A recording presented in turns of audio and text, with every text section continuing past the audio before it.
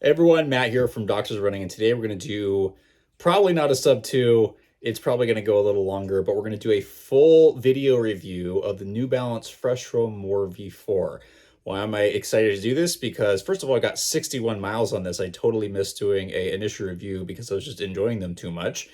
And then I really want to talk about this shoe because it's been one of my probably one of the top training shoes I've had this year. Year's not over, so I'm not going to say it is my absolute favorite, but it's definitely on the top there. And I want to talk about why.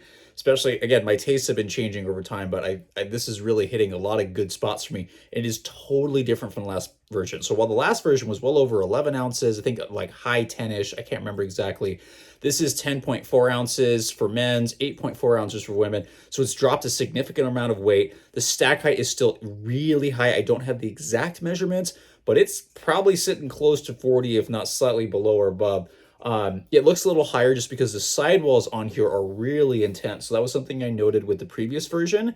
This one does it much better in terms of there's still sidewalls here, but that lateral and medial side do a much better job of kind of cradling the foot and creating a really nice guided ride without being a stability shoe, but it almost acts like one based on how well and kind of how many different factors kind of play into making this shoe really guided forward. Again, not a stability shoe.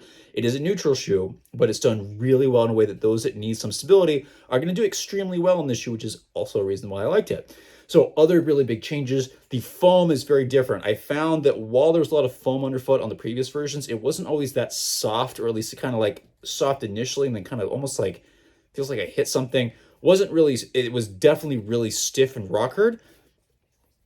That's a little different, right? So there is some flexibility. It makes the ride really smooth. It's still very rockered. So there's a very well placed heel bevel. It's a little bit more laterally biased, which is really nice because that's where we are usually land.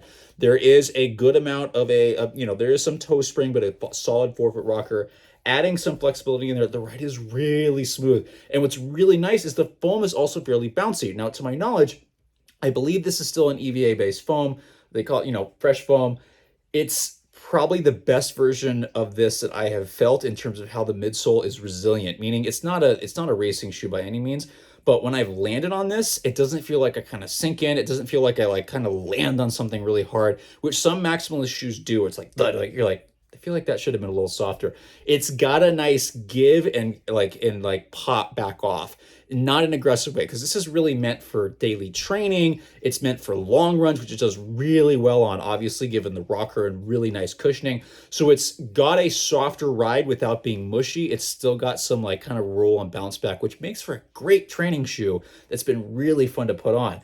The other thing that's really nice is the upper kind of was a little, I don't want to say boxy in the last version, but just kind of wasn't where I maybe would have liked this to be. But this version is much softer, kind of a nice wider fit here, but the volume sits low. So it does take a little bit to stretch. Initially, I was like, oh my gosh, I feel like I'm going to get some blisters. And I actually did get a little blister on my fourth toe on my right side just because of how low the upper is. But as it broke in, that's not been a problem anymore. Just know it's got some stretch to it. It just takes it a second, but got a little bit more room. I did have to really cinch down the laces here up at the midfoot. But once I did that, no slippage, no issues. It was really nice.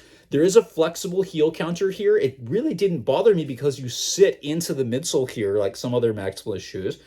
And really good upper security, really good like just in general stability through here. Platform is super wide, nice guideline through here. This platform is super wide at every point. Midfoot is great, right?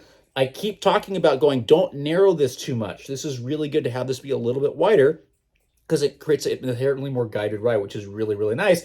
And again, it's not like this is heavy. Not like this is a weight issue, right? Because it's much lighter and it feels much lighter than it was previously. So it's really good. Very guided ride. The flexibility and flex screws really help transition you forward. It's been really fun, and it's been a great shoe to get miles on. It's not the fastest shoe. That's really not what it's meant for. I have used it for some fartleks, and it actually did surprisingly fine. I think the fresh foam really is what makes it kind of bounce forward a little bit, but it's a daily training shoe. It's a long run shoe. The one thing I would caution people a little bit as you get a little bit more intense with these sidewalls, I did get a little blister on the medial side, and that's because it's one of the longest runs I've done in a while. So I got to get my skin used to that. But outside of this, the sidewalls for me did awesome as a really maximal and then guided shoe for me. So people that probably need some stability, this is going to be really good for you. That you don't want like a rock hard shoe or a rock hard post. This is going to do great. Plus, kind of the wider shape here, the well rocker ride and still some flexibility is nice. Those that are expecting a maximalist shoe that's super stiff, just not quite there, but it's good because I think a little bit there creates a really smooth transition and toe off, which is really nice. So classic New Balance, if you have a wider foot, this is going to do well. It's probably not going to do well if you have a higher volume foot based on how low the upper sits. So just be aware of that. Those are two separate things that we'll address in another video in terms of fit.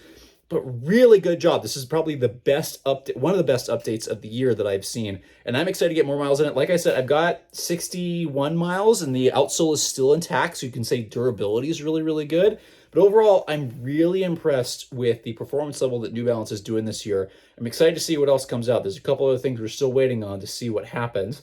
But this is really good. And I think if you want a guided, maximal ride that doesn't have too soft a cushioning, but also not too hard, kind of like that Goldilocks feel, and you just want something that's going to get some mileage on, whether it be training miles, whether it's, a long run, this is going to be a great shoe, definitely for road, unless you're David.